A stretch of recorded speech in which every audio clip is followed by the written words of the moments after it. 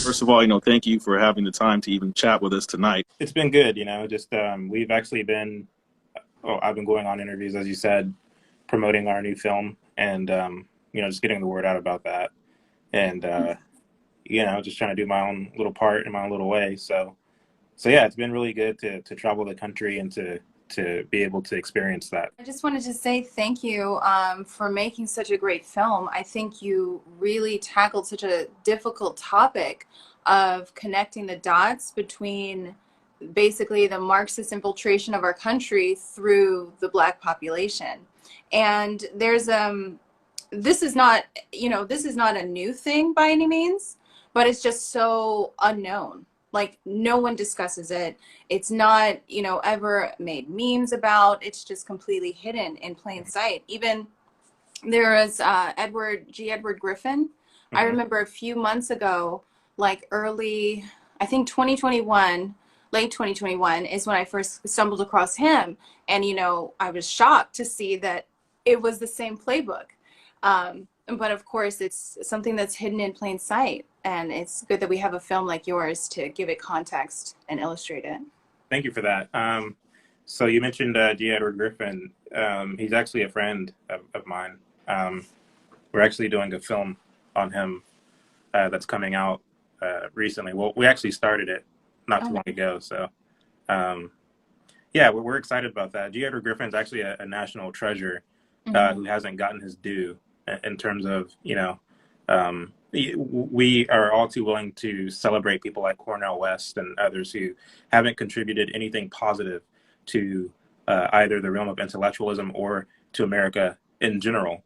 And so they get celebrated. They're considered a public intellectual and everybody knows their name. Meanwhile, people like G. Edward Griffin, who has been on a lot of the things that, have turned our country downward, gets no respect at all from the mainstream. And so I do encourage people to look up G. Edward Griffin and the books that he wrote, the films, the documentaries that he's produced over the course of 60 years. He's done a phenomenal job with the research that he's done. Just want you to get into for everybody is like your backstory. Some people probably have just found out about you or found out about you through the film, but don't know too much of like maybe where you came from or how you came to be, maybe within your politics or anything of the sort. So is there something you can tell us in terms of your backstory?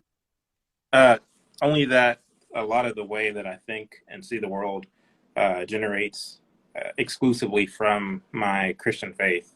I believe wholeheartedly that the fear of God is the beginning of wisdom, and I do believe that God bestows wisdom on those who seek Him, and so that's definitely true of me. I can honestly say that when I repented and put my trust in God, I became a new man, that He changed me from the inside out. Now, that's not to say that I don't still sin. I obviously do. But I'm in the flesh. And so, but yeah, when it comes to my politics, whenever it comes to my philosophy and the way that I see the world, all of it is downstream of what the Word of God says. You know what I mean? So as far as my backstory is concerned, I was born in 1990 in Dallas-Fort Worth, Texas. And grew up in a home that really taught values, and we were very church-oriented growing up. And there was this kind of paradigm where on the one hand, yes, we're learning values, we're very church-oriented, but at the same time, many who grew up in the 90s and early 2000s would remember there was a lot of kind of Black propaganda films coming out that were meant to, in a sense, instill this kind of bitterness in the youth of Black people. Movies like Rosewood and Beloved and all these other films. And we would watch these films, and I remember having this kind of bitterness or hatred toward white people as though they were my enemies. You know what I'm saying? Never mind the fact that I had a loving mother and a loving father who were doing quite well. I mean, we weren't rich by any means, but to the extent that they had white friends and Hispanic friends, they got along. It was pretty cordial. And so to the extent that I experienced racism, it was only on television. It was never in my personal life.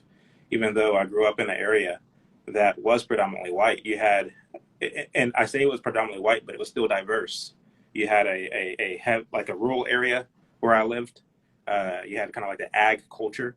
You had near the golf course more of an affluent kind of culture there. You had the kind of lower middle class culture over here. You had the trailer park over here. You had the kind of Hispanic area. So everybody, like, it was so diverse in terms of I guess you would say classes, although I hate to use that word. But everybody got along. And so on the one hand, I'm learning that racism is the biggest threat to me as a young black boy through the films that I'm watching and a lot of the propaganda that's being pushed out by Oprah at the time, who had a pretty popular show in the 90s and the early 2000s. But on the other hand, what I'm personally experiencing and what I'm personally seeing my parents do and how they're living is completely at odds with that. And so anyway, all that to say, one day all of that kind of came to a head, and I resolved to no longer think in terms of being a victim or being swept into this kind of current that the propaganda mill is desperately trying to get young black folks to go into, regardless of where you are in this country. And so I was able to kind of peep that is what's going on, and they're using so many different tools and devices to do that. They're the ones who are telling us who our heroes should be. They are the ones who are telling us who are celebrities and who we should look at as, you know, these kind of gods among men. They are the ones who are doing this. It's not so much that we are organically choosing our so-called leaders from amongst ourselves. It's that we turn on the television and here these people are. And we're kind of indoctrinated to kind of go along with it. This isn't just a black thing. This is just a thing that goes on in general. And so I was talking to a friend of mine who all of the relationships that he's had, the past 5 relationships that he's had, all failed, utter train wreck. And we were talking about relationships, and I was asking him, well, what do you expect from your woman, and what do you think your woman should, expect from you? And his whole concept of what relationships are and what relationships ought to be, I just listened to him talk. And what I realized is that everything that he said, I can point to the song, the R&B song, the Disney Channel movie. I could point to the different sources where he gets these ideas from. Now, this is a man whose parents are married to this day and have been married for the past 35 years. And it occurred to me, you get your relationship philosophy more from the things that you consume in culture than your very own parents. And so we're at this place in Black culture where we're doing that, where we get everything that we think about life, everything that we think about family, everything that we think about ourselves from a screen or from a speaker versus what has been passed down to us generationally by our great-grandfathers and our great-grandmothers. That's a travesty, what's going on. And so it was when I realized some of these things early on that I resolved to kind of get into doing the research and using whatever voice I have to try to wake people up from the stupor that so many people are experiencing. It's one thing to hear and one thing to listen, but it's another thing to understand. And a lot of things are not understood. So, for example, when you talk about stuff that culture has done, it's even using the term culture is a little wrong, because how I see a lot of things is strictly propaganda. And why I say that is because propaganda is used to, it's used to change something that's from a natural state into something else. So the way you think changes due to propaganda being used. And we've seen this throughout. So, before we existed, this has always been a thing. So when I watch TV now, I don't watch TV, but if I watch stuff that, certain clips or anything like that, I can see what it's really doing. I can see movies for what they really are. I can see shows for what they really are, the messages they're trying to put across, things like this. And of course, Layla, I'm sure you already know. I mean, you're Layla, AKA propaganda fluent. So, I got, I'm on my, I don't have any backup accounts because I had the misfortune of getting flagged because I posted a quote from a historical figure. We can't learn from history. That's too dangerous. So it wasn't violent or anything. It's just really disturbing. Soon we'll have Thomas Jefferson and George Washington quotes getting flagged for, Crazy. things. Yeah. No, I definitely agree. All of this social engineering is pretty obvious to those that have eyes to see and ears to hear. But because it's so slow moving, and you mentioned this in your documentary, because it's so slow moving, it's insidious. I mean, they've been on this trip since the 1920s specifically. I think you referenced that around that time is when they really started, singling out African Americans as the main, vessel. Hmm. Um, but it happened so slowly and subtle, and people are so arrogant to believe that everything they think and everything they feel is, oh, it's because of me, I'm in control. So trying to convince them that actually, no, that's not it, is a pretty difficult task. Yeah, yeah. And what you're talking about is a 1928 Comintern that came out from or came down rather from the Soviet Union, which Mm-hmm. basically advised on how to, in a sense, infiltrate and to manipulate and to take control of the expansion that blacks were experiencing in the United States as far as their status is concerned, which is tied to Booker T. Washington and the Negro Business League, because because black people were taking what Booker T. Washington was saying seriously, casting down your bucket where you are, becoming your own man, seizing opportunities, becoming entrepreneurial, being men of honor, being women of virtue. Black people, especially in the South, were taking that message seriously, and it was causing results. They were putting up tangibles, if you will. So they were expanding in terms of their status in the United States, and the communists were trying to figure out, okay, how do we get in on that? And they were able to lay out their plan in the 1928 Comintern, which is available. People can read about it, but it goes back even further than that, because what the communists wanted to do was they wanted to infiltrate America at large. And people think that they infiltrated the black community. It wasn't so much that they infiltrated the black community; it was rather that they infiltrated black activists who assumed the position of black leaders. And once they were able to manipulate these activists, the activists were then able to kind of peddle this kind of propaganda that the black masses were able to eventually kind of go along with, which took a course of 70 to 80 years to the point where we're up to this very day. And so it's very complex, and it's a very multi-layered thing that has taken place. It's something that you can really go all night trying to unpack, and you just have to do it, one bite at a time, I guess. People just, number one, they don't want to listen. People are too comfortable in the brainwashing, and we know that that's happening. There may be people who are at different levels of understanding than others, but when you can just get down to the point that there are things that you have been told that are not true, that are lies, that they are this, in this reality, there are people who are manipulating every aspect of it to move, to shift things in a certain way. I mean, we see this in smaller scales of businesses, right? There's no business that wants to lose out on money. So what they do is they formulate a plan on how to start to make their incomes skyrocket. And they use this in different marketing plans and all this stuff. We see this. Everything is a plan. Mm-hmm. And when we start to talk about the things that are not just in this film that need to be understood, but beyond that, before the three of us and everyone watching on here existed, that this has been going on for a long time, that when we start to have that understanding, then now we can move forward. And I think that's the importance of a movie like this, people like you and people like us in general, who have these discussions and who talk about this so that people can have that understanding. I want to talk about Uncle Tom, not the second one just yet. The first one in general, because as far as I know, without spoilers for people who haven't seen the second one like myself, but there is apparently a third one you are working on, correct? Yeah. Where'd you hear that?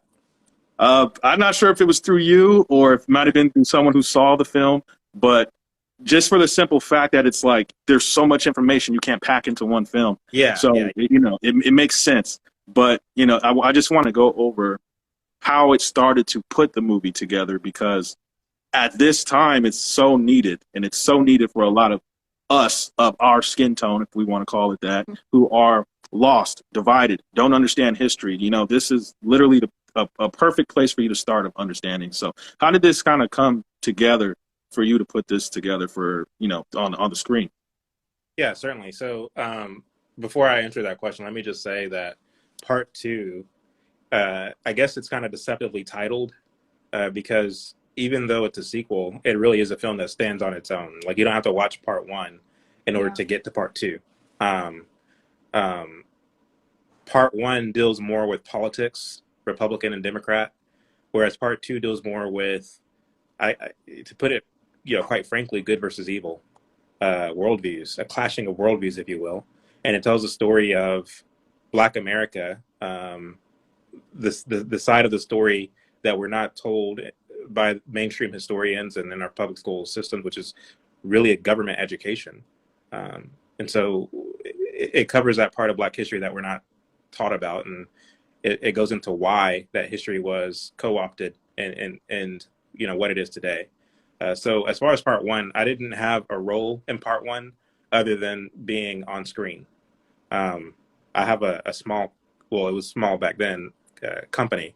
It's a plumbing company. We build buildings, custom homes, things of that nature. And so I'm a skilled craftsman, and I have a company. And at the same time, I was involved in the Dallas County Republican Party. Justin Malone, who's the director of Uncle Tom, he set out to make the film originally because he was a fan of Herman Cain. And so he wanted to make a film about basically the Black conservative narrative.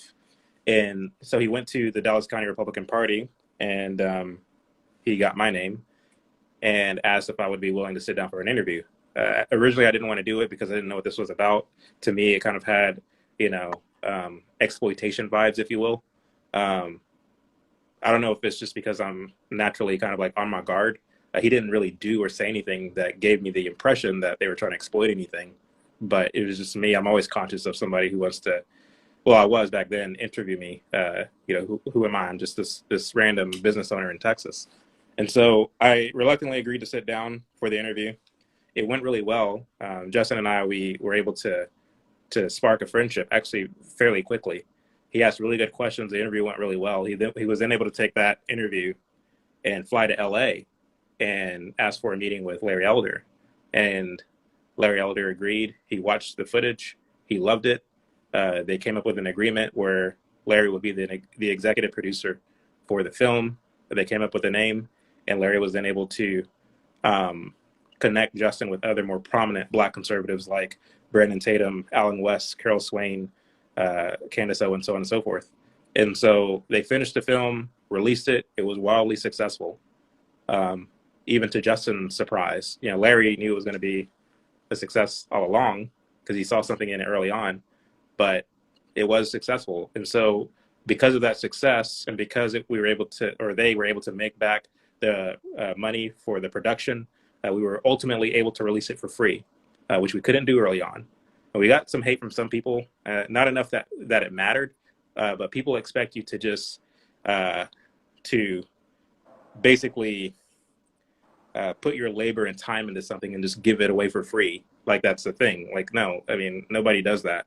You have to pay back your investors, and you have to pay back, you have to feed your family. You know what I mean? So it wasn't until we were able to recoup the money from having, produced the film that we were able to ultimately release it for free on YouTube and stuff like that. But in its early run, it cost money. Same is true for Uncle Tom too. And so what Uncle Tom is, the original film, it's called its tagline, the oral story of the American Black conservative. And so you have these vignettes, you have these stories from Black people from different backgrounds, whether it's myself and my small plumbing company, or Patty, who has a farm, I think in Mississippi or Tennessee, Carol Swain, who is a intellectual, or Brandon Tatum. And you have all these different people from all these different backgrounds telling their story, and how or why we don't consider ourselves to be victims like the Blacktivists and the mainstream media tells us that we are on a daily basis. And so for all intents and purposes, I guess you could call it a conservatism 101, so to speak. Whereas part two really dives deep. We take the gloves off. We don't really consider anything or anyone in part two to be a sacred cow. We ask questions that nobody else is asking. We go places where nobody else is going. We flip over stones that nobody else would dare flip. Mm-hmm. And I think it's warranted because we are in a time where there is this confusion. And anytime there's racial confusion in our country, we go back to the same old people. We go back to the same old events as though these people and events are in arbitration for how we ought to live. But when you look at those things that we're told to consider an arbitration, you find that all those things were propaganda. These were things that were propagandized to us. And so, it's kind of like going back to a psychic, or, somebody who is good with tarot cards or something like that. You know what I mean? If we go back to anything but the cross or anything but the truth, they were going to constantly spin in this web of confusion. And so for that reason, we thought that part two was a way of kind of breaking the spell, if you will. And we set out to do just that. And so you're right. You can't fit all that into one film. You do have to kind of flesh it out. You have to meet people where they are. And so for that reason, there will be more installments.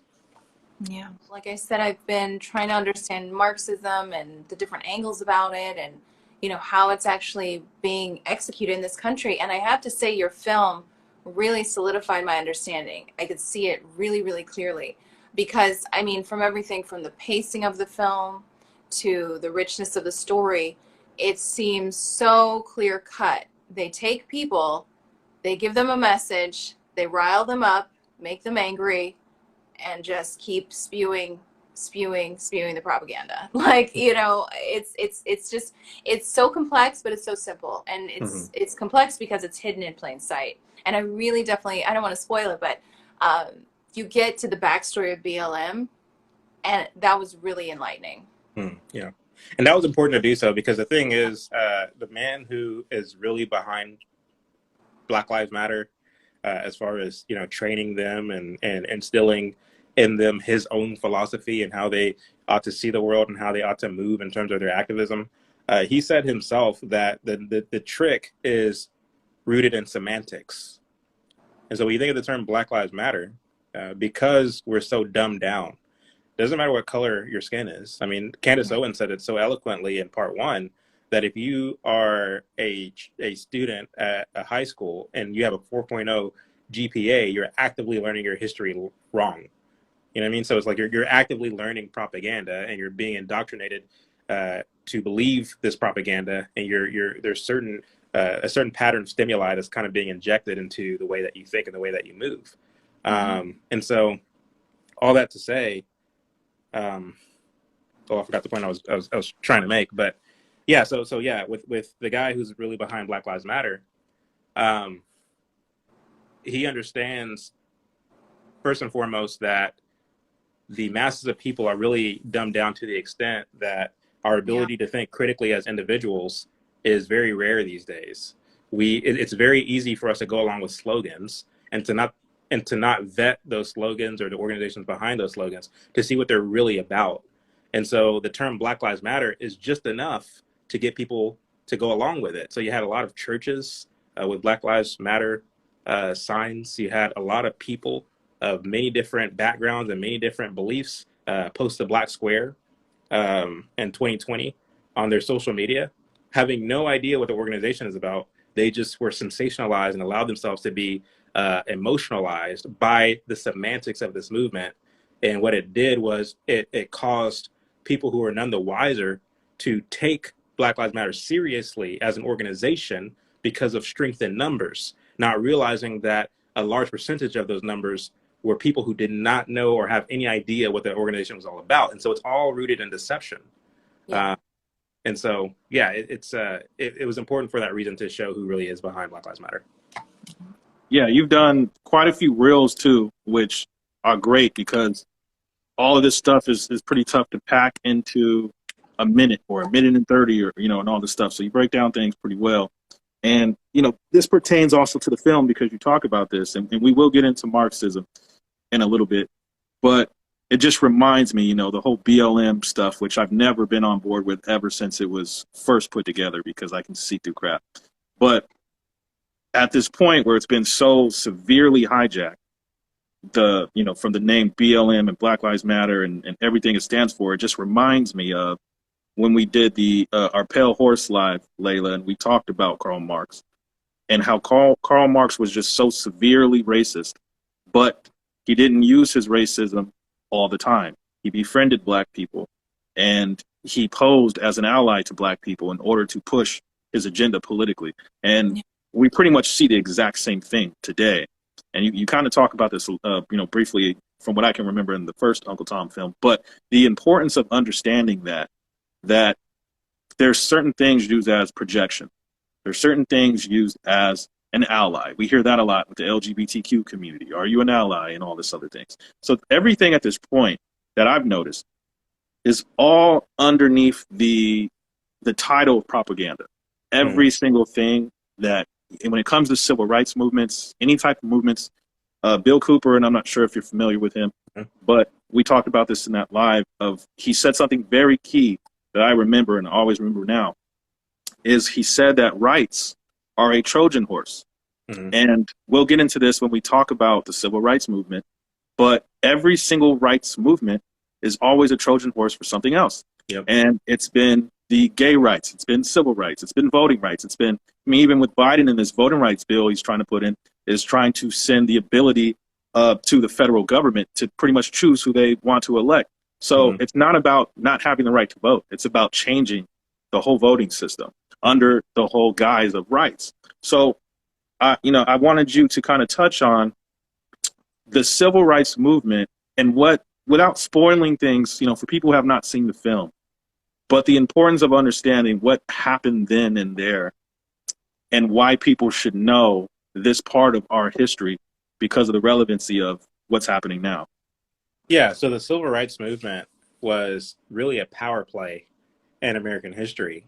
I'm actually very impressed with how they were able to pull it off, to the extent that people, regardless of where you are on the political spectrum, many people agree that the civil rights movement was a high point for America and that its heroes are worthy of adoration and just, praise. But I don't start from that premise because it's not rooted in facts. The fact of the matter is that, well, first let me say this. If people watch Uncle Tom 2 and come away from it thinking that I'm somehow pro-segregation, then you're just not being, intellectually honest, and everything is just going right over your head. The fact of the matter is that government or state mandated segregation is absolutely 100% unconstitutional. It just is. And a lot of people understood that on different sides of the political spectrum, but they also understood that on the flip side of that, government forced integration is just as unconstitutional. This isn't anything new. Malcolm X understood that. There's footage of him talking about that very eloquently. Governor Maddox of Georgia at the time in the 1960s, he understood that. Senator Barry Goldwater understood that. So there's different people of different political ideas or ideologies and different, skin tones and so on and so forth, who knew full well that in the same way that government mandated segregation is unconstitutional, so too is government mandated integration also unconstitutional. Now, the problem is, to the extent that there were people who were intellectually honest enough to have that conversation in the 1960s, those conversations were drowned out by the sensationalism of the civil rights movement. And historians get it wrong when they say, or they assert that that the civil rights movement ended Jim Crow in America. The reality is Jim Crow was already being repealed across the South well before the civil rights movement even came into place. And the reason these laws were being repealed at the municipal and the state level across the South is because there was already this kind of racial harmony taking place between whites and blacks. Manning Johnson talks about this at length in his last recorded speech. You can find it on YouTube right now, titled Manning Johnson Farewell Address, where he talks about, yes, there was racial harmony between blacks and whites in the South. And to the extent that they started to kind of turn toward each other, it was due to racial friction that was manufactured by the communists. So in a sense, they were playing both sides. On the one hand, they were kind of fanning these racial flames. And on the other hand, they were putting up these so-called heroes who are coming to the masses under the guise of progressivism and progressive politics and liberals to save the day and to push policies and to be the kind of social justice heroes. And so they were building the chaos and they were coming up with the solutions for the chaos. This is very well documented. In fact, people like to talk about the Ku Klux Klan to this very day, and I hate the Ku Klux Klan. But let's get real. If you read a study that was done by, I forget his name, he's a Harvard professor, he's a black guy. He did the study in 2011 about on the Ku Klux Klan. What he found is that the Ku Klux Klan was nothing more than a pyramid scheme where the people at the top who were in politics and in corporations, they basically got rich off of this organization, and the people on the bottom would pay their dues as a means of networking. They saw it as an opportunity for them to get good jobs and to be a part of this kind of fraternity. And this professor was not able to find any correlation between lynchings and the Ku Klux Klan in terms of its peak decade, which would have been the 1920s. In fact, lynchings increased whenever the Ku Klux Klan was at its lowest in terms of its numbers. So that's neither here nor there. It just kind of gives you some kind of insight into our past. It's not as racist as many of the mainstream historians make it out to be. There wasn't as much friction as the mainstream media makes it out to be. To the extent that there was friction, oftentimes it was due to Marxist agitation. Now, that's not to say there wasn't any kind of homegrown racism. I'm not saying that existed, of course, but a lot of Black people, as we found in our footage and the archives and the real history that we dug into, they weren't affected by it. They weren't worried about what white people were or were not doing. They weren't worried about what drinking fountains they could or cannot drink out of, because they were men. They were real men and real women. They were doing their own thing. They were building their own schools. They were building their own businesses, and they were thriving. They were thriving. We weren't singing, we shall overcome and woe is me and all these different things. That didn't happen until around about the 1960s, once again, when Martin Luther King and the others came on the scene. And what the civil rights movement did, and I'll say this and then I'll give it back to you, is it impressed in the minds of young folks this kind of sense of inferiority when compared to whites. Because what it did, and Manning Johnson points this out, is that it placed a stigma of inferiority on the Black professionals in their immediate lives. Because you have to understand, a young Black kid in the 60s, 50s and 60s, his doctor was Black, his dentist was Black, his bus driver was Black. Everybody who was considered the upper echelon or at the top in his own personal community were Black. And so here you have on your television screen this person who the media says is your race leader, this man named Martin Luther King, this man named Abernathy, and these others. They're telling you, well, we want to get into your schools, we want to get on your buses, we want to get into your places and do all these things. What it did is it caused these young folks to question, well, what's so special about these white places that I'm missing out on? What's so wrong about the schools that I go to and the bus driver that drives my bus and so on and so forth? And so it causes kind of it had this kind of ramification, if you will. And you could argue as to whether it was intended or not intended, but the facts are what they are. Another thing that's important to note is that you did have these student movements that existed, these student nonviolent movements, SNCC and the student wing of the SCLC. And what they were doing was rebelling against the adult generation of their day. They began to call the Black pastors in the South Uncle Toms and sellouts, so on and so forth. So they were rebelling much the same as the hippies. The white hippies were rebelling against the adult generation, much the same as second wave feminism was rebelling against their mothers, much the same as the Weather Underground was rebelling against what they called the establishment. Now, one of the things that all of these student movements had in common was their Marxist ideology. They were all rebelling against the adult generation of their day. Now, they didn't get their fast-paced revolution that they wanted, but what they were able to do were to graduate and then get into these professions and institutions. They were able to get into education, into entertainment, into journalism, into corporations, so on and so forth.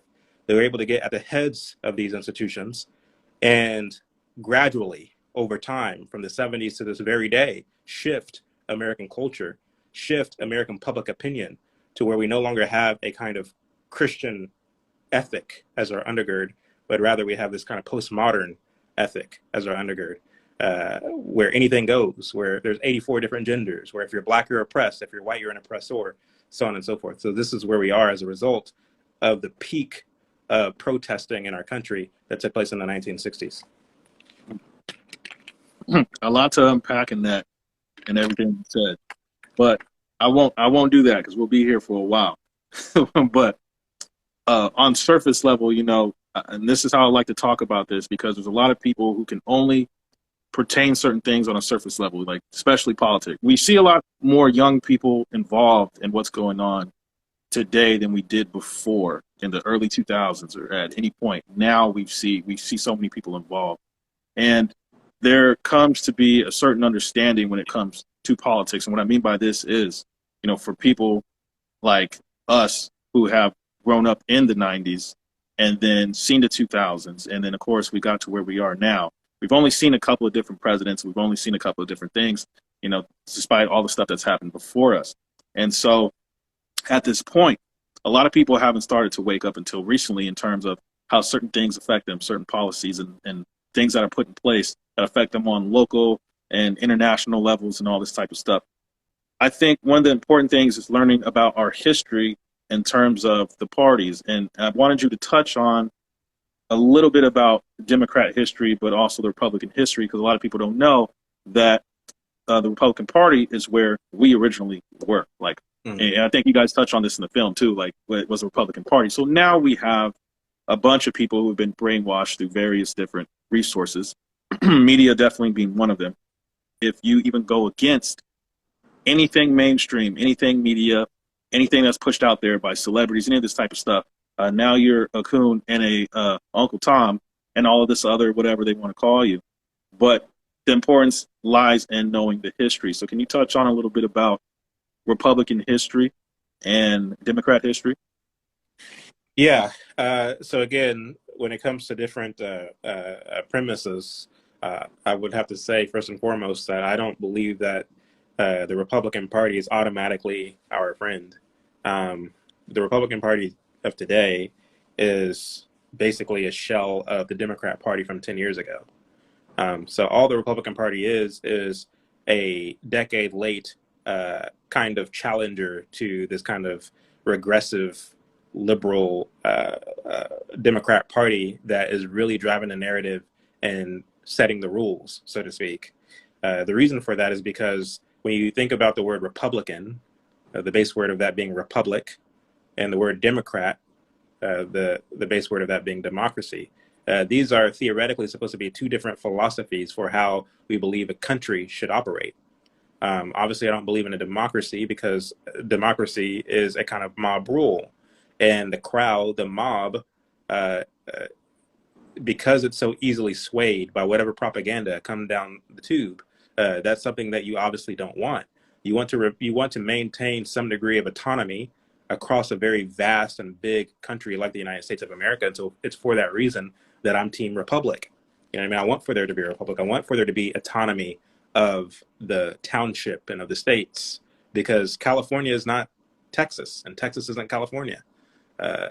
All these different states have different cultures, and I know you don't like that word, but they, for lack of a better word, these states have different cultures, and even within these states, you have different viewpoints from county to county and from city to city. So you need to maintain that autonomy, and so for that reason, a republic makes sense. We are, after all, a constitutional republic. My concern is that the Republican Party has veered so far away from that concept that you have these corrupt politicians who are, again, trying to hold the tide by doing the same things that Democrats were doing 10 years ago.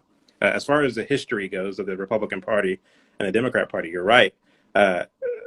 Black people en masse used to vote Republican, and the reason for that is because Abraham Lincoln was looked upon as a kind of hero because he signed the Emancipation Proclamation, and we were told that he was the savior of the Union. He was able to bring the Union back together as a result of the Civil War.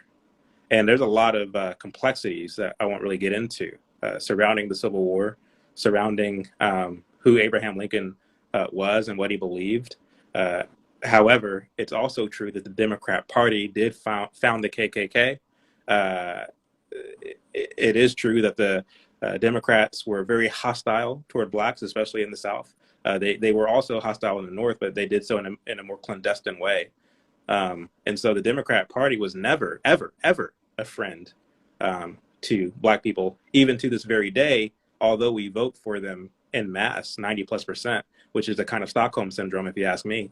But I don't think that either party are our friends. And the longer we continue to proceed as though our hope is tied up in some kind of political party, versus educating ourselves on, what are the basics of what a constitutional republic is, and how do we go about preserving and keeping that constitutional republic. So long as we think that it's up to the political parties to maintain any remnants or relics of a constitutional republic, we're going to continue to lose this country. And that's exactly what's happening. Both parties were infiltrated by Marxists. The Democrat Party was infiltrated earlier than the Republican Party, but both of them were indeed infiltrated and are infiltrated. And so these are the people, these kind of global elitists who are running the show, and they're playing both sides, both red and blue. And we keep going on about, the Democrats did this or the Republicans did that. And it's this kind of back and forth thing. Meanwhile, globalism is spreading all the more through propaganda. A lot of celebrities are helping to usher it in, whether they realize it or not, the celebrity class. A lot of our educators in our public schools are helping to usher it in, whether they realize it or not. And we can argue all day long about which party is good for us, but both of them are funded by the same people. Both of them are using the same rhetoric. Both of them yield to the same definitions. And regardless of who they are, it's all the same thing. There are some politicians, I think, who are in it for the right reasons and who are doing good things. And I commend them and I pray for them and I respect them. Hell, I pray for all of our so-called political leaders. As a Christian, that's what I'm required to do. But at the same time, I understand very well what's going on. And I don't think it's wise for me to pretend that it's all cordial and it's all good, if that makes sense. Yeah, agree with pretty much everything you said. Layla, do you want to touch on anything that he laid out? Yeah, no, I think that he's definitely on point in that the missing piece here is we the people. We're not participating in our government. We're just trading in one sovereign, in England somewhere for a collection of sovereigns that we grovel to. We don't participate, we don't engage, we're not informed. Of course, psychopaths, of course, globalists are going to come in and infiltrate and take hold and implement policies that aren't beneficial for us. It's not that complex of an issue, but we're not taught, like you mentioned, the education system is completely overrun with Marxist ideology. We're not taught to participate. We're not taught how do you actually get involved in local politics. We're not even told the importance of local politics. How does someone like me, I feel like, how do I go my entire life not even knowing the importance of it? It's a travesty. It's terrible. And so when people do mention, it's, two wings of the same bird, I always mention, okay, well, that might be true, but voting is not where your participation begins and ends. You have to get involved at whatever capacity, whatever level you can, whether it's just simply speaking out or speaking to your neighbor or going ahead and launching a platform. That's the missing piece. And we always look down and denigrate the lazy progressives and the lazy people, and they're just lazy. They want to be, they just want to sit around and do nothing and not going to work. Meanwhile, Republicans are just as lazy, just in a different context. They're not trying to become sophisticated in any of these methodologies. They're, like you said, they're 10 years behind. They're a shell. They're not pushing the narrative. They're not framing the discussion at any level throughout this country. So yeah, you can't just point the finger. You have to look at what you're doing. And unfortunately, everyone's dropped the ball. So it's just a matter of who's pick it up. Well, that's why what you guys are doing is so important, right? Y'all aren't sitting on your hands and just watching it all go downhill without really doing or saying anything about it. And, the thing about it is, like, we have to at least attempt to try to either win or be influential in the court of public opinion, because politics is downstream of culture and public opinion. And, to his point earlier, culture really is shaped and influenced by propaganda. And so they're constantly putting out their propaganda. Uh, Barack Obama's film company is producing a film right now about the life and legacy of Bayard Rustin. Bayard Rustin was a homosexual communist, kind of strategian, if you will, behind the civil rights movement. He's the one who taught Martin Luther King the nonviolent philosophy that the civil rights movement is known for. The nonviolent philosophy, by the way, is a token of communist rhetoric, or not rhetoric, but strategy, rather. And so all of this stuff is interconnected. And so they're very well versed in movements. They're very well versed in ideological subversion and propaganda, so on and so forth. And the idea is to really kind of to get you to think on a surface level in terms of the way politics works. So you'll do the easy thing, which is, okay, I'm going to pull the lever for this party or that party and just go on about my business. And hey, I did my part in trying to stop the Democrat Party, or I did my part to try to stop the Republican Party. Meanwhile, they're both on the same team. And so I get it. I too get a bit annoyed with this. Oh, there are two wings of the same bird. I get annoyed with that rhetoric as well, because it really, the conclusion that comes out of the mouths of people who use that kind of language is that we should do nothing. Yes. Is that we should, they're going to do what they're going to do anyway. But what you're saying, and what I agree with, is that we have to get involved not only in the culture, not only in understanding how these things work and how the needle is moved, but we also have to get involved at the local level. We also have to get involved in our school boards and our city councils and running for, state legislatures and all these different things. There are Republicans who believe, or conservatives rather, who believe that the way that we win is through grassroots politics, by running for office and by backing certain candidates. And to me, I think that's a futile fight, because while we're only focusing on grassroots politics, they're focusing on the culture. So they're building an army of your children against you, right? And so we have to, in a sense, diversify. We have to, in a sense, think about more than just grassroots politics. Yes, grassroots politics, but also all the other things as well. Because the fact of the matter is, when you look at the jobs that matter, which help to shape public opinion, that of public historians, that of art curators, that of librarians, so on and so forth, all the nerdy jobs that we as conservatives, or sensible people, I should say, don't want. The fact of the matter is, like, these people will continue to assert their narrative into the mainstream and will be looked upon as by our children as credible people, people who hold all the answers in terms of having an understanding of our past and our future, if that makes sense. Yeah, absolutely. There's a lot of things too revolving around identity politics, and I like that term, because that's for me, that's precisely what it is. It is an identity. When you claim to a certain thing, there's division in it.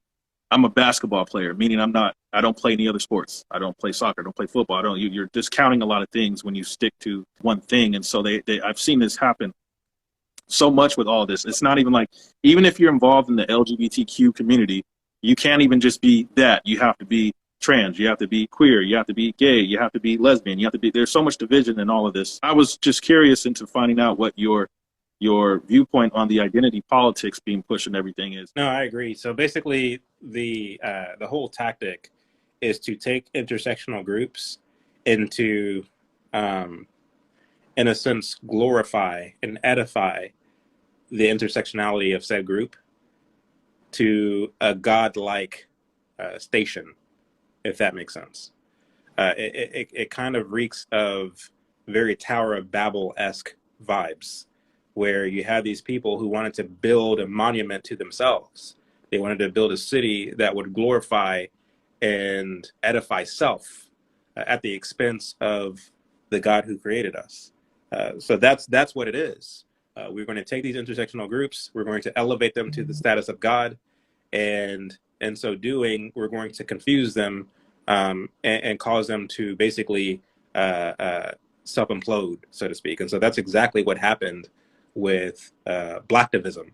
That's a word that I actually picked up from Blanche, who's on Instagram.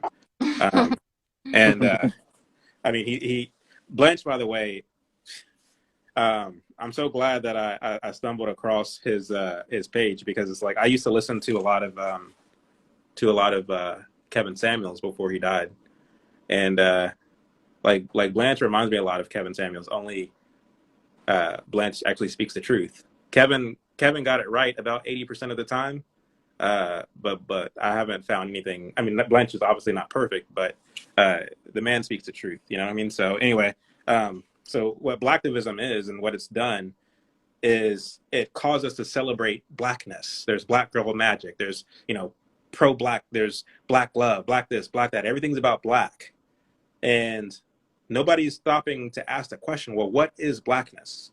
And who have we allowed to define what blackness is and what black culture is? The fact of the matter is, as I've alluded to earlier, we get our notion of what blackness and what black culture is from the television, not from our lineage. And it's important to note, by the way, that to the extent that our great grandfathers and great grandmothers were doing their thing and succeeding, they weren't asserting self-identity and blackness. They were just being obedient to the God they served. That's what it's all about. And the fact of the matter is, the Christian God transcends class and race and culture, so on and so forth, because it calls all of us to repent. It calls all of us to basically die to our natural parents who birthed us to a natural birth and taught us natural lessons, to basically die to that and to become a new person in Christ, where he teaches us his ways. He teaches us his statutes through his Holy Spirit. And so that's for everybody, regardless of ethnicity. So as Christians, our identity is supposed to be in Christ, not in what my skin color is. But what Marxism says is, no, your skin color is the most important thing about you. Your sexuality is the most important thing about you. Your sex is the most important thing about you. And so whenever we make ourselves God, this goes back to the Garden of Eden. Satan told Eve that you'll become like God, knowing good and evil, or choosing for yourself what is good and evil. And so we all want to be God, but the gospel calls us to repent and to kill that godlike complex and understand that he is Lord and I'm his servant. And so that's a very humbling thing to come to. It's a very humbling conclusion to resolve to do. But because we are very prideful individuals, many of us, black, white, whatever, we give in to this kind of identity politics or this propaganda, which calls upon us to be God, versus understanding who the real God is. It's weird. It's like, I don't need a God or something there to tell me what to do, but for a lot of these people, their God is the government.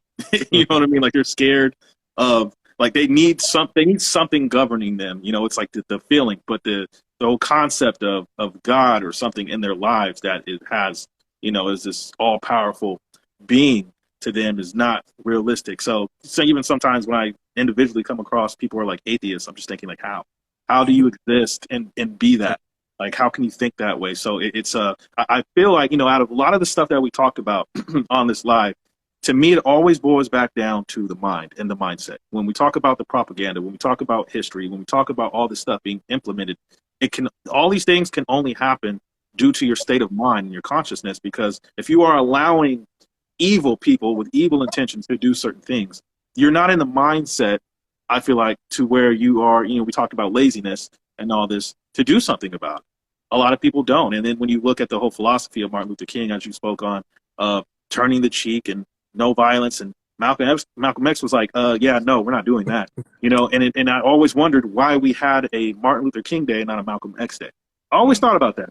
And so then, without spoiling stuff that's in this film, I feel like when you do watch it, you will find out why there's a Martin Luther King Day and not a Malcolm X Day. So it's just so much things, though, that revolve around all of this stuff that we talked about. But I always feel it goes back to mindset. So before we get to any of questions or video quests and we start to wrap this up, what can you say in terms of that? Like, what kind of message you want to give people in terms of, I would say, the mindset, changing your mindset, changing your perspective, changing your view, and getting closer to the source of truth, because we know we're in an information war these days. Like, what would you have to say to people? Well, there is no truth but Christ. I mean, I don't care what your background is in terms of religions that you're exposed to, or whether or not you grew up in the church or what have you. The fact of the matter is, unfortunately, many of us who did grow up in the church and are no longer in the church, or don't identify as Christians, we associate Christianity to some experience that we had, and not to who Christ is and what Christ has done for humanity. So we reject that. And once again, it goes back to this desire that we have to be God. It goes back to the Garden of Eden. And so if we're looking for truth in anything but Christ, we won't find it. We just won't. And so as far as getting your mind right, you can read as many self-help books as you want. You can watch as many YouTube videos and lectures as you want. There's people that I like. I like, Jordan Peterson. I like, some of these guys. You can listen to as much Jordan Peterson as you want, but unless you're looking to Christ, like, you won't find truth at all, or at least in terms of something that can last you for eternity. You might find some stuff to get you through the day, but again, it's false hope. You know what I mean? And so I'm very unapologetic and unashamed and bold in the call for people to repent and turn to Christ, because it's God's love teaches you how to love. It teaches you how to be a good son, a good brother, a good employer or employee, a good dad, all these different things, whatever facet, whatever walk of life you find yourself in, whenever you have thankfulness to God for what Christ has done on the cross, that thankfulness will then overflow into every facet of your life, where you have peace, regardless of what your circumstances are. Again, that's very difficult to say, and for many of us to believe as human beings who experience hurt, who experience grief, who experience all the things. But the peace that comes from knowing Christ is very, it's really inexplainable to put it to put it in a word. But you don't really know it until you have it. And so as far as getting your mind right, you're not going to find it in the Republican Party. You're not going to find it in the Democrat Party. You're not going to find it in some book. It comes only from Christ. And if we think we can get our minds right by doing anything other than repenting and turning to Him, we're completely wrong. I'm wondering, what do you think? Oh, well, I guess you just answered my question in terms of how to get people to recognize what's happening to them, like an everyday conversation. Because, I think that we just answered that, is getting the mindset correct. Yeah. Moving that victim mentality. No, that's a fantastic question. One of the things that we demonstrate in Uncle Tom too is that where we are today has been over a century in the making, right? We touch on in the film the movers and shakers. I'm not sure whether you remember that part, Layla. But we talk about these young, wealthy intellectuals that became the movers and shakers. There's actually a book written by Mabel Dodge where she talks about them. She used to host these dinner parties at her Greenwich Village apartment, and she would bring together these young Marxist thinkers and intellectuals, and they would talk about the very thing that you're talking about right now, only in terms of how to push a socialist worldview onto the masses of culture and society. And they were frustrated. Why don't people get it? Why don't people understand that we need egalitarianism, that we need Marxism if we're going to survive, and all these things? And so what they resolved to do is to get into the institutions, to get into journalism, to get into entertainment, whether you're talking about Carl van Vechten, Max Eastman, H.L. Mencken, John Dewey, and all the others. They were able to get into various facets of American culture and institutions in life. And they were effectively able to gradually shift the cultural undergird of society. And so it took a very long time. It took a lot of strategy to get us to where we are now. You have to understand these people have invested themselves heavily in not only the social sciences, but also the cognitive sciences. They understand very well how the human mind works, what our tendencies are as individuals, and what our tendencies are even more as groups. When we move in groups, you have people who are both on the Republican side of the spectrum and the Democrat side of the spectrum who believe we ought to be a collective. This language of we need to all come together, that's on purpose. What it does is it de-incentivizes your responsibility as an individual to be a man or to be a woman.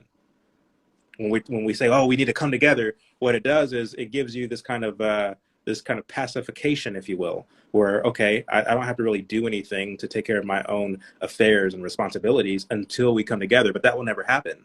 It will never happen. It's this kind of Band-Aid, if you will, this rhetoric that comes from both sides of the political spectrum. And so if we are going to change anything, it starts in the home. It starts with ourselves. It starts with repenting, as I said earlier. We can't think that we're going to change society overnight. And so it is important, to whatever degree that we have familiarity with certain friends and family members who are willing to hear the truth, that we speak the truth, and we do so unashamedly, and we do so boldly, to help them understand the propaganda, to help them understand the fog and the spin that's going on in society. And if they're going to reject it, we shouldn't hate them for it. We shouldn't put them down for it. We should just shake the dust off of our sandals and keep it moving, and do so with a smile on our face. I can't change grown men and women. One thing I can do, though, is teach my children, and to not to forsake them, and to punt my responsibility as their father to the state, to some government school or what have you. And to the extent that people have children in a public school, and you are not in a financial place or a marital place or what have you, to pull them out of it, it's important for you to understand what's going on in your public school and try to counteract that as much as you can, or pull them out of that public school and put them in something else where they're not, something in a school that's more aligned with whatever your cultural values are. So hopefully that answered some of your question. Yeah, definitely. If you guys have questions here, we're going to go ahead and move on to that. So for this question, by Navy Mom Donna, is the battle between socialism and conservatism, or is it simply good versus evil? It's good versus evil. We like to use the word conservatism and socialism and all these different things because they encompass a variety of other things. Socialism is the idea that we are collective and that we need to come together to build this kind of utopia or this nirvana. Again, it goes back to the Tower of Babel. Man has always tried to build a heaven on earth to pay homage and honor to ourselves, to our glory. So that's basically what socialism is in a nutshell, which is a byproduct of evil. Conservatism, on the other hand, it just depends on who you're talking to and how they are using that word. It's important to pay attention to the context by which a person is using the word conservatism. Some people mean that they want to maintain the status quo or harken back to a time that they grew up in, as if that was perfect, as if that was a kind of heaven on earth. You know what I mean? But the thing is, the spin has been going on since the dawn of humanity. So as you said earlier, there's nothing new under the sun. It's been going on over and over and over again, which is why the last verse of Ecclesiastes is one of my favorite verses. You know what I mean? Because after all of this talk in Ecclesiastes of, there's a time for this, there's a time for that, and it's acknowledging all the evil in the world. It all sums up in, you know what I mean? My task is to serve God and to do His will. You know what I mean? And so yes, the answer to Navy's question, in my opinion, is good versus evil. And again, these words are just byproducts of good and evil, if that makes sense. It's funny, like you used that terminology perfect of how it's just like a stand-in for, like, those words are just a stand-in for good and evil, like conservatism and socialism or communism. And what I would say is this, as simple as this: I have never seen communism ever be used in a positive way. It's never had a positive intent.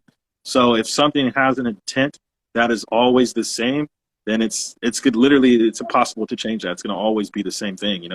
If somebody has a certain tactic to win a game, why would they change it? This is just an idea that it's always been there. It's always been the same. It's never changed. It's always been used for the same reason. Where can I stream Uncle Tom to? Oh yeah, this might be my shortest answer all night. UncleTom.com. It's streaming on UncleTom.com. It will be there for probably the next 7 to 8 weeks, and then we're going to expand to other platforms after that. People might remember that Uncle Tom 1, we had it on various platforms, iTunes, Amazon Prime, things of that nature. So Uncle Tom 2 will land on those platforms eventually, but for right now, it's just on UncleTom.com. Perfect. Yeah. Now that we've done this, I can finally go watch it. Now I know I got a little bit of insight and all this stuff. And Uncle Tom, the first one left me was, I want more. You know, there's too much that is not touched on, and I'm like, I need more of this. I need to see more of this. So I even started to, after I saw it, I started sharing it and saying, you know, you guys need to watch this, especially with where we are right now in an information war where you can't even say certain words on YouTube or whatever. Yo, understand why that is a reason for that. You know, so Yeah. Can I if ask you Layla a haven't seen question? it, what were you gonna say, Chad? Can I ask Layla a question? Oh, Yes. sure. So have you seen Uncle Tom Part 2? Yeah. Okay. So, and you've seen Part 1 as well, right? Mm-hmm. Yeah. Okay. So, like, did you have any expectations before watching Part 2? And what were, like, your actual thoughts compared to your expectations? So like you said, I don't think it's it's really not a second part. It's more of a standalone. It's like, you know, in terms of how it's created, it's more cinematic. It's more of a deeper dive of a concentrated story and perspective. So my expectation, I think that I didn't have any expectations going into it, but then within the first few minutes, I knew exactly Mm. how much depth we were going to go into the whole Marxist ideology, and then ultimately the mental progression of the Black community. Mm. So that was within like the first 5 minutes. I was like, okay, we're gonna we're gonna get into it. So by the end of it, like, were you shocked? Like, what were your feelings by the end of it? By the end of it, I felt like I was very much like a lot of the things that have been floating around in my head were actually condensed, and I had a very clear picture of how they implemented things. Like, as much as I had done research, it's very abstract. Marxism and their philosophies and understanding it, like reading Thomas Sowell Marxism, and you know, it's so abstract and it's so complex because it's just this nonstop sorry, it's this nonstop BS that they talk. Like, they're just talking in circles, they're deceptive, they're just using all of this, you know, all these different tactics to try to just say, hey, we want power and control and we're jealous. Like, you know. Yeah. So it was great to see how that was done through the African American community. How basically what I got from it is basically what we saw was socialism in America, you know, taking form through the Black community. That's how it was degraded. Because Mm. that's what we're seeing, like in Black communities, that's a socialist, that's the tiny pockets of socialism, essentially. That's what I got from it. And because it's like, how did this happen? They became socialists. They became bitter. They became violent. They lost their characters and their morals and their spirituality. So they fell apart. How do we address the issues within our culture, especially for us biracial people? Oh. Mm. You wanna take a stab at that, Layla, before I do? Oh no, yeah, I was just gonna say that I think at this point, um, for me, I think the truth is the only thing that will set us free. So we have to move through their BS, move through their empty alliterations, because they have all these fancy words and scripts. We have to go straight forward. Like, no, you're not going to sidetrack us. You're not going to shame us. You're not going to guilt us. We're going to call you out directly, because when you do that, I feel like they have no place to go. When you say, you know, I feel like you like the whole idea of like white privilege, that phrase in itself, it's so destructive to the psyche. Why would I think that being white is a privilege, you know?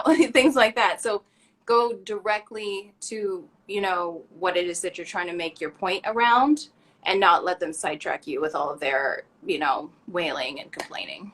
No, you're 100%, and I endorse everything you just said. Um, I guess my only addition to that is one of the things that they were able to figure out, and I don't know whether it's so much that they were able to figure out, or if it's just something that just kind of works for them. By them, I mean these kind of nihilistic, cynical Marxists, God-hating atheists. Is that when it comes to the step A, which is the demoralization of Black culture, they've already accomplished that.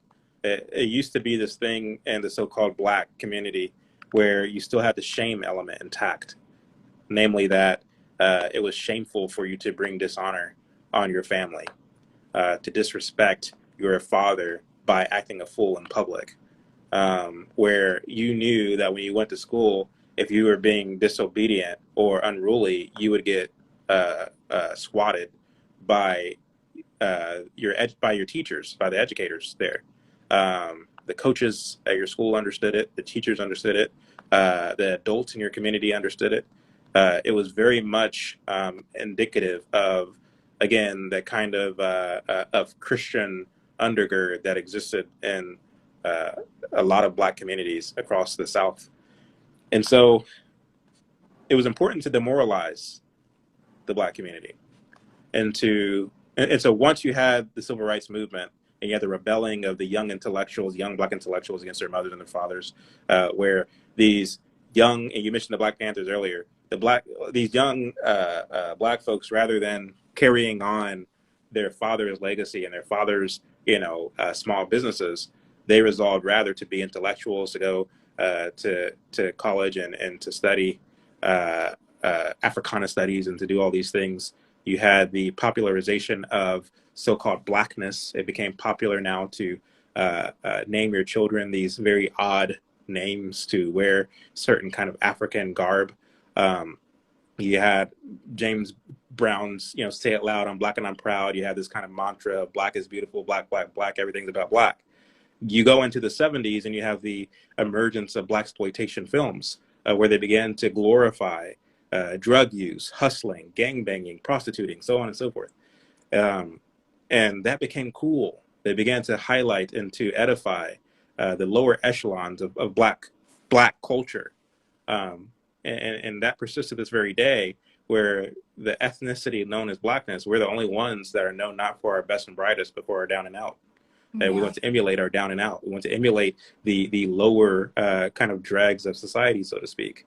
When in reality, and another thing that they do is they try to conflate poverty with a lack of values. Oh, I grew up poor. That's why we had gangs and that's why we had violence. Oh, that community's poor. That's why it's so crime ridden. No. When you look at these communities in the South, white and Black, you didn't have a lot of crime. Why? Because they had values. Values transcends class or what's in your bank account. And that existed in Oklahoma. That existed in Arkansas. That existed in Louisiana and all these places.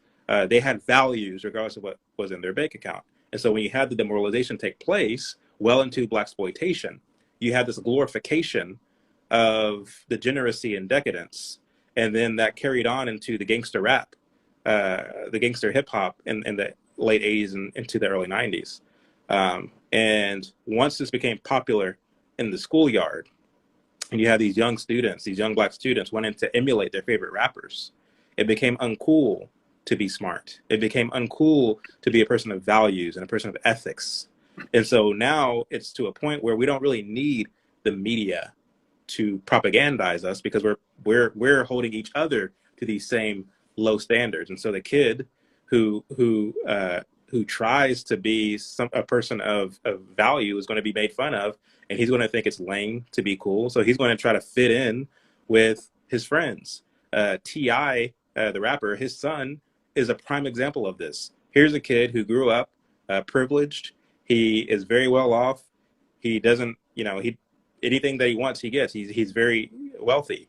But yet he's always on Instagram getting into fights with people. He was just recently arrested. He's prison bound. And if you listen to how he talks as if he grew up in the gutter. You know what I'm saying? And so what is that? What is this thing where we're holding ourselves to the standard of wanting to be hood, of wanting to be gangster, of wanting to talk as if we don't know English? What is this? This is this thing where we're keeping each other like crabs in a barrel, low, where we're keeping each other kind of at the bottom, so to speak. And so to the person's question, as far as like, how do we begin to kind of raise the bar? How do we begin to address some of the culture issues? We do what we're doing right now and having these conversations. But again, it's also about, to the extent that we're having children, we have to teach them, once again, the same things that were true of our great-grandfathers and our great-grandmothers, in terms of it's important to have values regardless of what your knucklehead friends are doing, regardless of what your knucklehead friends are saying. And so that takes intentionality and possibly even pulling them out of the schools, because we're constantly losing our children to these government schools that are turning our children against us. And it starts there. It really does. With with your upbringing, and everyone has a mind of their own. I always say that. And at least from my perspective too, I'll add on real quick, because that was beautifully said. That was a home run for Crystal. is, she says down here that she's been told many times that she doesn't understand because she's not really black.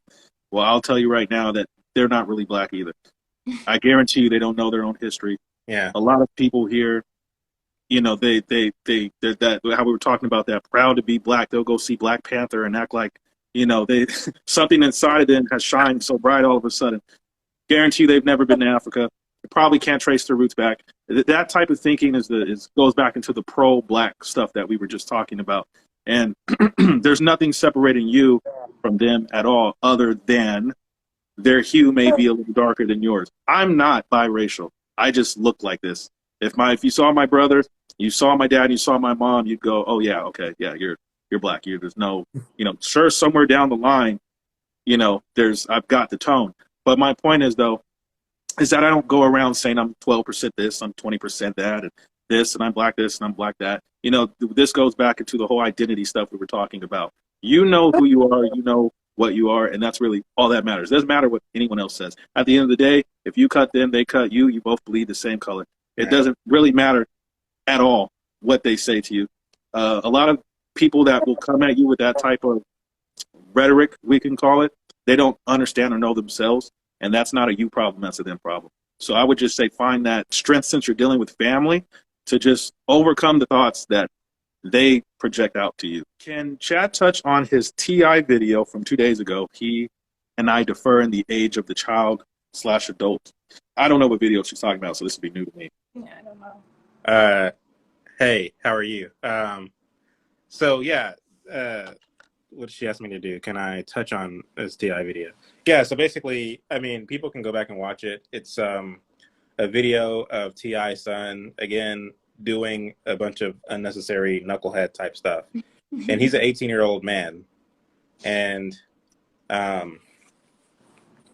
T.I., he went live a few days ago saying, like, yeah, my son is prison bound, but I did everything I can do as a parent. That, my son's going to have to make his own decisions or what have you. And I pointed out initially that, like, what T.I. is doing and saying is actually kind of productive, because on the one hand, if you look at his catalog, the music that he has put out for the past 20 years, it's very negative. It promotes decadence and degeneracy and just being an indecent person, being gang affiliated. He calls himself the king of trap music. This is who we're talking about. But at the same time, he's trying to pass as this caring father who's trying to teach his children values, so on and so forth. And so he's trying to have it both ways. But the reality is, like, light and darkness can't exist in the same, at the same time. You have to say what you mean and mean what you say when it comes to raising your children, because these are souls that God has entrusted us with.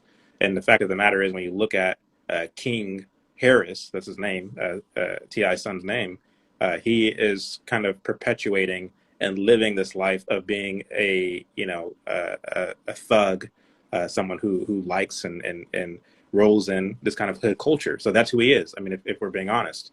And so I pointed that out, and then she basically said, "Oh, you can't talk about a child like this." And I said, "Well, he's not a child because he's 18 years old, for one." But that led to another subject where I find it interesting how Black folks are quick to call a grown man a child or a baby. You know what I mean? And so in my video, I talked about how part of the reason why we're so weak is because we don't have this expectation for our men to be men. We have this expectation for our men to be boys, to be children. And there's a movie that came out years ago called Baby Boy. And they were able to showcase that in a very vivid way, in a very real way. And I just watched the movie again, maybe about 6 or 7 months ago. And it clicked to me 6 or 7 months ago in a way that it didn't when I first watched it when it came out. But anyway, that's what she's referring to. Just as my final point is that all of these things, whether these people are recognizing or not in the Black culture, like the mainstream, everything they're doing is upholding white supremacy. Like, you can't be a man because the white man. You can't have you can't understand math because you're Black. You can't do this and that because you're Black. You're always a perpetual victim because you're Black. That is white supremacy. It's just they're advocating for their role in it, which is to be subjugated. And it's like, it's insane to me. Even the rhetoric of, I'm a person of color. No, I'm a person. I'm not a secondary subcategory of a very small minority of people who live in Western Europe. Like it's insane that that's the worldview that we're carrying around. And despite all of that, somehow we're still here. Because if it wasn't for our ancestors, coming off the plantation, having the mindset they did, if we would have jumped off from the beginning with this mindset, I don't know, we wouldn't have been here for this long. All I'll say on the topic is that he's a mess. He's a mess, and everything Chad said, I agree with. Everything you just said, I agree with. Just in the terms of him, it's just, he's a mess. You can talk about T.I. as a father, but also as an individual with a mind of your own that you're supposed to have. That kid is a mess. He probably has been a mess for a while being in that environment with his father and mother and the rest of his family. Come on, tell us your name, and then whatever question you have for Chad. Hey, you look so beautiful, by the way. And I was like, keep fighting the good fight, gentlemen.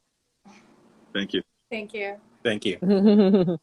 And I've learned so much. It's so much logic that and when it comes to these dialogues like this, I have a question, especially like to get like a man's perspective of it.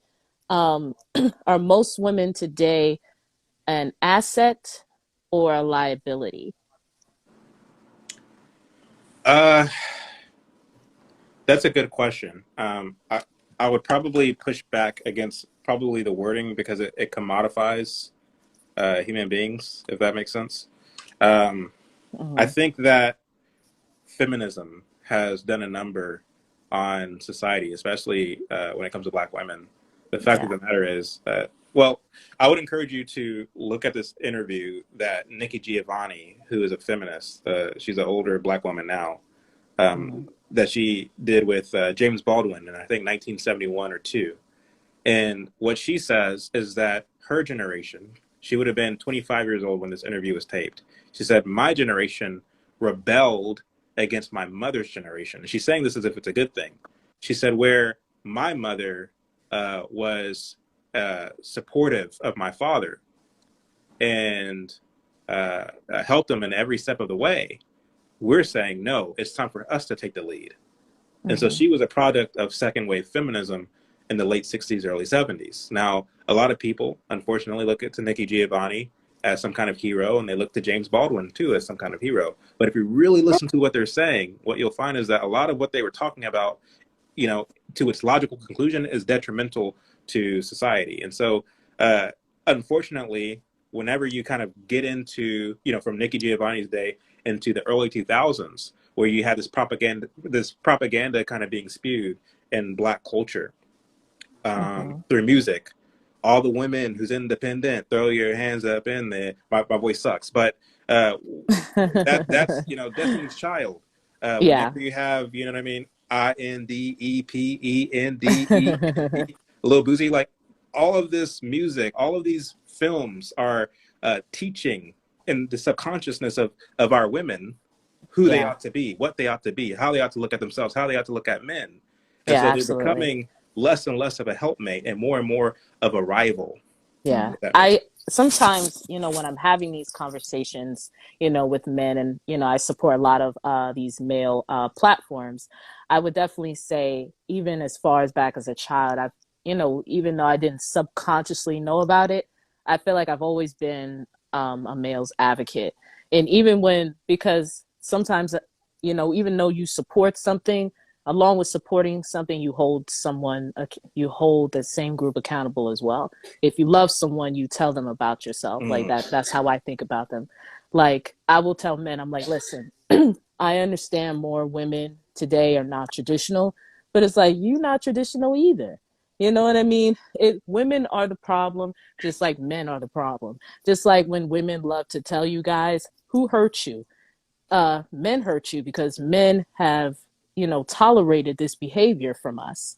Men in other countries don't do that. You can't Like, I don't hear white women or Spanish women talking down on their men like we do to ours. So, Black women are out of order, and we get paid to be out of order. So sometimes I have to tell men, I'm like, it's not just a Black woman thing, it's a modern woman thing. Yeah. Yeah, You you know what hit I it mean? on the head. And Kevin Samuels talked a lot about that. This modern woman, the modern woman is supposed to be incompatible with men. And that's not to completely let men off the hook, because men have been propagandized as well, where Yeah. we don't know what it means to be a man. We don't know what it means to be a provider. I was talking earlier about the collective and how we say, well, we all need to come together and we all need to, you know what I mean? Like, that language is propaganda is what it is. Like, no, it's Hmm. incumbent upon you to get your, you know what, together and to be a man. Yeah. And to Yeah. and so one of the things I would say that Kevin Samuels got right is that, men need to know their worth. But I will add, Hmm. it's not enough just to know your worth. You have to have something to show for it. Don't just feel like you're hot stuff because you have a penis between your legs. You have Yeah. to put up the numbers. You have to be productive. You have to develop yourself. You have to be somebody worth respecting. And you Yeah. can't lower yourself by sleeping around with anything. You know what I mean? You have Mhm. to expect for your woman to be a noble, virtuous woman and not just some thought. You know what I mean? And so, yeah, I think the onus is on all of us to be decent people, regardless of whether we're a man or a woman. Mhm. Yeah. One of the last videos I saw of Kevin Samuels, he said, stop placing your value on your dick. He Yeah. said, if I do Thanos snaps, he said, and your dick and your balls are all gone. He said, who are you now? Yeah. Without your money, without the status, you know? Again, like you said, it's lack of self-worth. And who is not teaching them that? So Yeah. Yeah, And so, that yeah, goes even deeper though. we're affected by the culture. We've mhm. gone along with the current. We turned our backs on the values that our great grandfathers and great grandmothers held, and we thought that it's going to ring in this kind of utopia for us. But in fact, it's made us a lot worse off as a society, regardless of what your skin color is. Modern womanism is a disease. This modern Womanese. manhood that exists. I struggle to call it manhood at all. And so we get our values and our views on what it means to be a man, what it means to be a woman, what it means to be in a relationship from the television, and it hasn't served us very well. Hmm. Yeah, Chad brought that home. I'm gonna take it outside to get some air real quick, and then bring it back in. You're Now, so cute. now there's a lot of ways I feel like to tackle this. Chad went over so much stuff. You guys really went over a lot of stuff. I just want to take it a little different angle real quick though. Is that when you start to get a little bit deeper, there's a lot of things that are straight in your face. And what I mean by this is there should be no women twerking on cop cars.